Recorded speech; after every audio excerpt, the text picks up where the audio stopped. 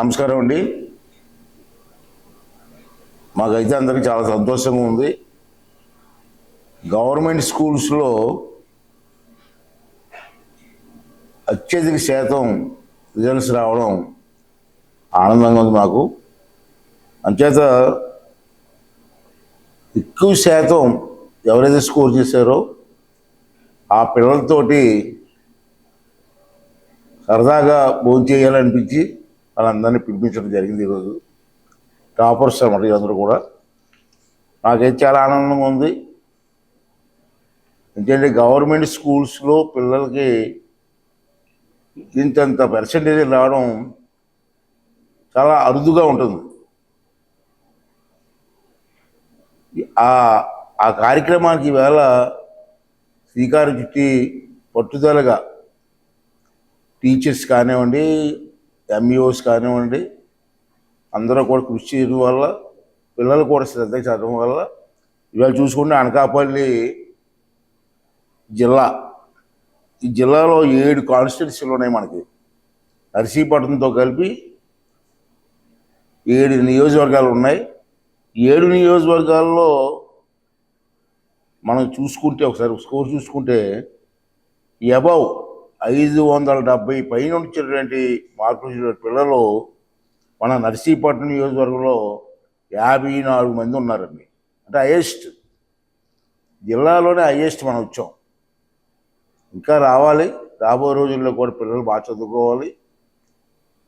జీవితాలు సఫలం అవ్వాలంటే ఎడ్యుకేషన్ చాలా ఇంపార్టెంట్ అని చెప్పి అందరికీ తెలుసు. అంచేత ఈ 54 మందికి హైయెస్ట్ స్కోర్ ఇచ్చిన వాళ్ళ వ్యక్తులకి అందరికీ కూడా ఆ శుభాకాంక్షలు తెలియజేస్తున్నాను. వారిని ఈ స్థాయికి తీసుకొచ్చినటువంటి టీచర్స్ని కానీ అధికారులు కూడా ఆ శుభాకాంక్షలు తెలియజేస్తూ రాబోయే రోజుల్లో ఇంకా మంచి పర్సంటేజ్ లాగా పిల్లలను తీర్చిదిద్దవలసిన అవసరం ఉంది. నాకు తెలుసు చాలామందికి ఈవేళ చదువు మీద ఇంట్రెస్ట్ ఉంది, ఏదో సాధించాలనే కోరికలు పిల్లల్లో ఉన్నాయి. దానికి మనం కొంచెం చేయూతనిస్తే తప్పనిసరిగా వాళ్ళు గోళ్ళు సాధిస్తారు, ఉన్నత స్థాయిలోకి వెళ్తారు. నేను చాలామంది చూశాను. నేను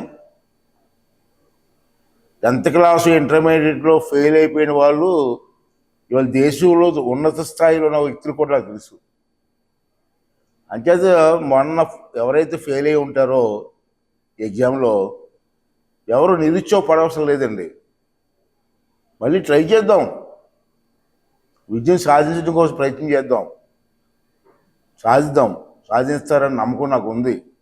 అంచేది గవర్నమెంట్ రేపు 25 నుంచి కదండి మనకి, గవర్నమెంట్ వారు కూడా మొన్న మార్కులు తక్కువ వచ్చి ఫెయిల్ అయిన పిల్లలు ఎవరు ఉన్నారో వాళ్ళెవరు నిరుత్సాహపడద్దండి దయించి. మళ్ళీ గవర్నమెంట్ మీకు 25 నుంచి 4వ తారీఖు వరకు మీకు ఎవరైతే మన ఫెయిల్ అయ్యారో వాళ్ళందరికీ కూడా కోచింగ్ ఇవ్వడానికి ఏర్పాటు పెట్టారు. దాంట్లో మీరు అందరూ పాల్గొనండి. మళ్ళీ ఎగ్జామ్స్ ఉన్నాయి,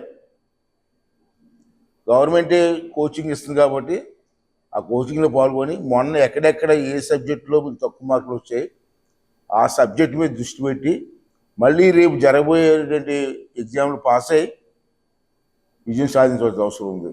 అందుకని మరొకసారి చెప్తున్నాను, ఒక్కసారి ఫెయిల్ అయినంత మాత్రాన నిరుత్సాహపడొద్దండి.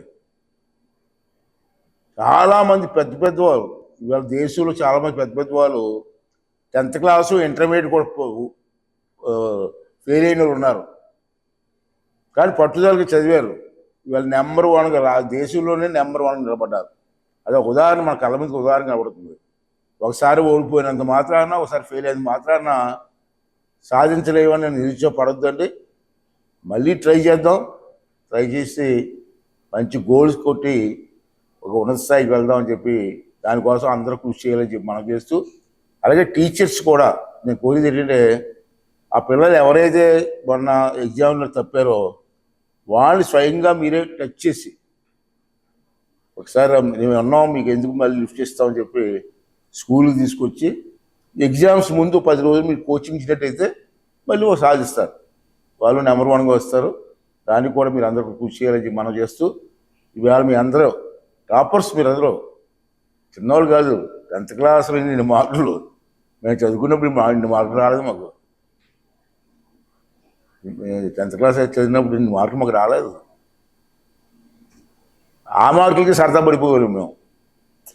ఈ మార్కులు చదువుతుంటే ఇన్ని మార్కులు ఎలా వచ్చేసారా బాబు అనిపిస్తుంది మాకు.